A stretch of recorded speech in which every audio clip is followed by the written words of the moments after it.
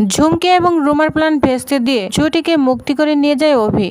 Happy ever 70 দেখা যাবে আজকের পর্বে। বিস্তারিত জানতে ভিডিওতে একটি লাইক দিয়ে চ্যানেলটি সাবস্ক্রাইব করে সম্পূর্ণ ভিডিওটি দেখতে থাকুন।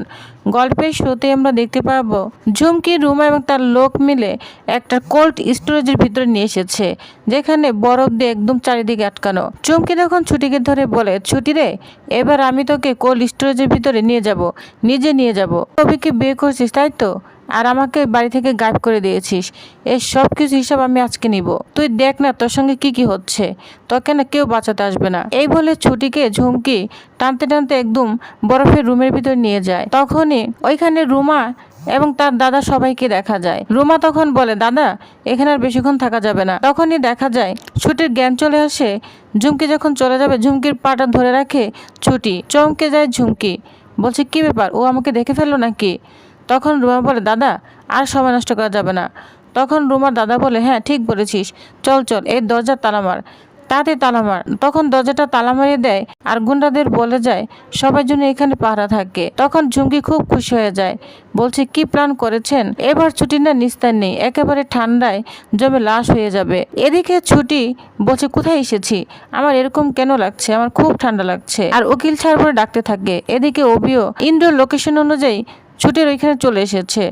ছুটি ছুটি বলে ডাকতে থাকে, কিন্তু কোথাও ছুটিকে খুঁজে পায় না। এদিকে ছুটি অভির কণ্ঠ শুনতে পাচ্ছে, কিন্তু অভি ছুটির কণ্ঠ শুনতে পাচ্ছে না। অভি শুধু ছুটি ছুটি করে ডেকে যাচ্ছে, কিন্তু ছুটিকে পাচ্ছে না। তখনই অভি ভাবে ইন্দ্রকে একটা ফোন দেই, কিন্তু ওই মুহূর্তেই ওইখানে একটা বস্তা চোখে পড়ে। তখনই ইন্দ্রের কথা মনে পড়ে, কারণ ইন্দ্র বলেছিল লোকেশন অনুযায়ী ওইখানে একটা বস্তা পাওয়া যাবে। তখনই যা দেখে চমকে যায় অভি। এরপর অভি বুঝতে পেরে যায় এখানেই ছুটি রয়েছে। তখন দেখে একটা দরজা আটকানো, সেটা ভাঙার চেষ্টা করতে থাকলে রুমার লোক অভিকে অ্যাটাক করতে থাকে। এদিকে অভিও ইচ্ছা মতো গুন্ডাগুলোকে পেটাতে থাকে। মারতে গুন্ডাগুলোকে একদম মেরে শুয়ে ফেলে ছুটিকে ওইখান থেকে মুক্ত করে নিয়ে যায়। কিন্তু ছুটি কিছুতে চোখ খুলতে পারছে না, ঠান্ডায় একদম জমে গিয়েছে। অভি বলছে, ছুটি কি হয়েছে তোমার, তুমি চোখ খোলো। কিন্তু ছুটি কিছুতে চোখ খুলতে পারছে না। অভি বলে, কিচ্ছু হবে না, তুমি আমার দিকে ফিরে তাকাও, তোমার আমি কিচ্ছু হতে দিব না। ছুটি দেখো, এই তো আমি চলে এসেছি, একবার আমাকে দেখো, আমার থেকে এত সহজে তোমার মুক্তি নেই ছুটি, আপনি ঠিক হয়ে যাবেন, কিচ্ছু হবে না আপনার।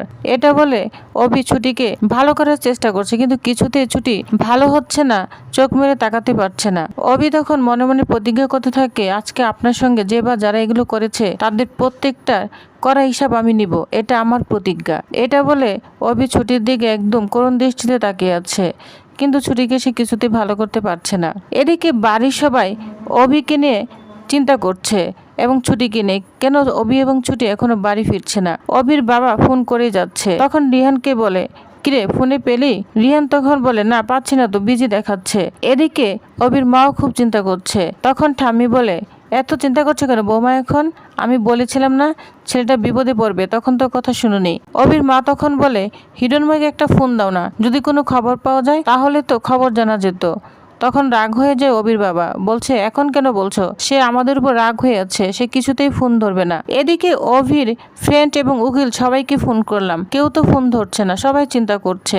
তখন ঠাম্মি বলেছিলাম না বৌমা ওই মেয়েটাকে তো পাত্তা না দিতে, একদম মাথায় করে রেখেছ, এখন বোঝো এই মেয়ের জন্য না তোমার ছেলে বিপদে পড়বে, বুঝতে পেরেছ? আমার কথা অমান্য করে মেয়েকে তো বাড়িতে ঢুকিয়েছ, এখন বোঝো সর্বনাশ হবে। এখন দিন দিন আমার নাতিটাকে একবারে উচ্ছে নিয়ে যাচ্ছে। তখন অবির মা বলে, আমি মেয়েটিকে যতটুকু চিনেছি, মেয়েটি কখনোই কোনো খারাপ কাজ করতে পারে না, অন্ততপক্ষে আমার অভির বিপদের কোনো কারণ হতে পারে না, নিশ্চয়ই কোনো সমস্যা হয়েছে। বাড়ির সবাই আমরা চিন্তা করছি, এখনো কেউ বলতে পারছে না যে ছেলে মেয়ে দুটো কোথায় গিয়েছে। অবির বাবা তখন বলে, এসব বলে না এখন লাভ নেই, তোমার ছেলে তোমার হাত থেকে না বেরিয়ে গিয়েছে, বুঝতে পেরেছো? ওই মেয়েটার পাল্লায় পড়ে একদম উচ্ছে গিয়েছে। তখন এইখানে ঈশা আসে। ঈশা বলতে থাকে, বাবা তুমি ঠিক বলেছো, ছুটে একটা থার্ড ক্লাস মেয়ে। যা শুনে অভির মা ঈশাকে মারতে যায়। তখন বলে, মা তুমি একটা বাইরের মেয়ের জন্য আমার গায়ে হাত তুলছো, আমি যেটা বলেছি সেটা সত্যি বলেছি। তখন সবাইকে একটা মোবাইলের মাধ্যমে ভিডিও রেকর্ড দেখাতে থাকে, যা দেখে অভির মা সহ সবাই চমকে যায়। কারণ ওইখানে নাইট ক্লাবে ছুটিকে মদ খাইয়ে নেশার ঘরে অসভ্যতা আচরণ করছে, এরকম একটা ভিডিও দেখাতে থাকে। সবাই ছুটিকে ছিছি করতে থাকে। তখন ঠাম্মি তো রাগান্বিত হয়ে যায়, বলছে ছি। তখন অভির বাবা বলে, ছি, এটা কি করেছে অভি? অভি না মানুষ চিনে? এরকম নিকৃষ্ট মানুষের চিনেছে? ঠাম্মিও ছিছি করতে থাকে। এদিকে অভি ছুটিকে হসপিটালে নিয়ে এসেছে। ছুটি মোটামুটি সুস্থ হয়েছে। ডাক্তার তখন ছুটিকে এক গ্লাস দুধ দেয়, কিন্তু ছুটি কিছুতেই খেতে পারছে না। সেই গ্লাসটা তখন অভি নিয়ে নেয়। অভি তখন ছুটিকে আস্তে আস্তে দুধ খাওয়ানোর চেষ্টা করছে। ডক্টর তখন বলে সে এখন ঠিক আছে, প্রেশারটা একটু কমে গিয়েছিল, ঠান্ডাতে ছিল, এর জন্য এরকম হয়েছে, চিন্তার কোনো কারণ নেই। তখন এখানে পুলিশ অফিসার চলে আসে। অভি তখন ডক্টরকে বলে, আচ্ছা ম্যাডাম, পুলিশের কাছে কি ছুটি এখন বয়ান দিতে পারবে? ডাক্তার বলে, হ্যাঁ হ্যাঁ অবশ্যই দিতে পারবে, কোনো সমস্যা নেই। তখন অভি ছুটিকে বলে, তোমার সঙ্গে প্রথম থেকে শেষ পর্যন্ত যা যা হয়েছে তুমি পুলিশ অফিসারকে সম্পূর্ণই বলে দাও। তখন ছুটি এক এক করে পুলিশ অফিসারকে সবকিছুই বলে দেয়। তখন অভি বলে, বুঝতে পেরেছি এর পিছনে গভীর একটা চক্রান্ত চলছে। এর পিছনে যে বা যারা আছে তাদের প্রত্যেকে এক এক করে আমাদের খুঁজে বের করতে হবে। এত সহজ আমি কাউকেই ছাড়বো না। এদিকে দেখা যায় রুমা এবং তার দাদা মিলে গুন্ডাদের মারতে থাকে। বলছে তোদের জন্য আমাদের প্ল্যান ভেস্তে গেল, সবকিছু সুন্দরভাবে সাজিয়েছিলাম, তোরা এতগুলো ছেলে মিলে ওই অভিকে আটকাতে পারলি না। তখন গুন্ডাগুলো বলে, অভি এসে তো সবকিছু গন্ডগোল করে দিল। রুমার দাদা বলে, শুধু অভি, সব জায়গায় শুধু অভি। এটা বলে গুন্ডাগুলোকে রুমার দাদা আবার মারতে থাকে। এদিকে রুমা তো খুব ভয় পায়, বলছে দাদা এখানে তো শুধু গুন্ডারা ছিল না, আমরাও ছিলাম, তুমি ছিলে, ঝুমকি ছিল, কিন্তু কোনোভাবে আমাদেরকে ধরে ফেলবে না তো? তখন রুমার দাদা বলে, শোন, চিন্তা করিস না, তোর দাদা না এত কাঁচা কাজ করে না।